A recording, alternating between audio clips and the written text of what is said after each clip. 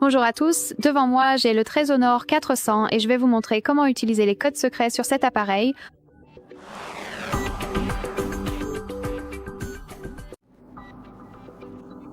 Alors commençons par ouvrir le composeur car c'est là que nous pouvons entrer tous ces codes et commençons par le plus court qui est étoile dièse 06 06 dièse. Et comme vous pouvez le voir avec ce code, nous obtenons les deux numéros IMEI ainsi que le numéro de série de cet appareil. Passons maintenant à un autre code qui va ouvrir le menu de diagnostic. Il s'agit de étoile dièse 4, 2, 6, dièse, étoile, étoile. Nous voilà dans le menu de diagnostic où nous pouvons vérifier du serveur, le port, le temps de connexion. Appuyez sur événements pour des informations supplémentaires. Après avoir appuyé sur l'icône des 3 points, vous pouvez afficher la vue avancée. Il suffit d'appuyer dessus puis d'appuyer sur Statut et là nous avons beaucoup plus d'informations. Par exemple le dernier ping heartbeat ou l'algorithme HB. Revenons en arrière. Et un autre code qui va ouvrir la section à propos du téléphone.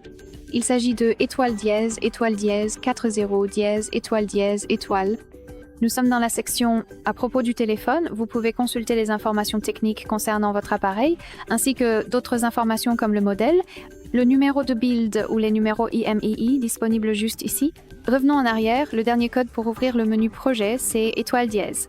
Étoile dièse, 2 846 579. Dièse, étoile. Et nous voici dans le menu projet. Par exemple, vous pouvez entrer dans les paramètres d'arrière-plan et gérer les paramètres du port USB ou les paramètres de verrouillage AP. Ici, vous avez aussi des informations sur le revêtement, donc les informations techniques concernant la fabrication, la version ou d'autres informations comme à nouveau le numéro de série ou le paramètre audio. Nous avons la requête d'information réseau. Les informations de verrouillage SIM, par exemple, sont désactivées car je n'ai pas de carte SIM insérée. Vous avez les informations du fournisseur, des informations de qualité, des informations sur le pays, etc. Vous pouvez également accéder à la mise à jour logicielle. Si vous avez quelque chose sur la carte mémoire, vous pouvez le mettre à jour ou effectuer une mise à jour autonome de l'APK. Ici, vous avez la restauration des paramètres d'usine. Cependant, cela échoue car vous devez avoir le compte Google. Et la charge de la batterie. Donc, en gros, si vous sentez qu'il y a un problème avec votre batterie, par exemple, si vous trouvez que le pourcentage affiché dans la barre d'état ne correspond pas vraiment au pourcentage réel, par exemple s'il est plus élevé ou plus bas, vous pouvez entrer ce code et accéder à cette section. Donc ici, vous pourrez vérifier le pourcentage exact du niveau de la batterie, la température de la batterie, et si elle est en charge ou non. Je vous recommande donc vivement de vérifier cela.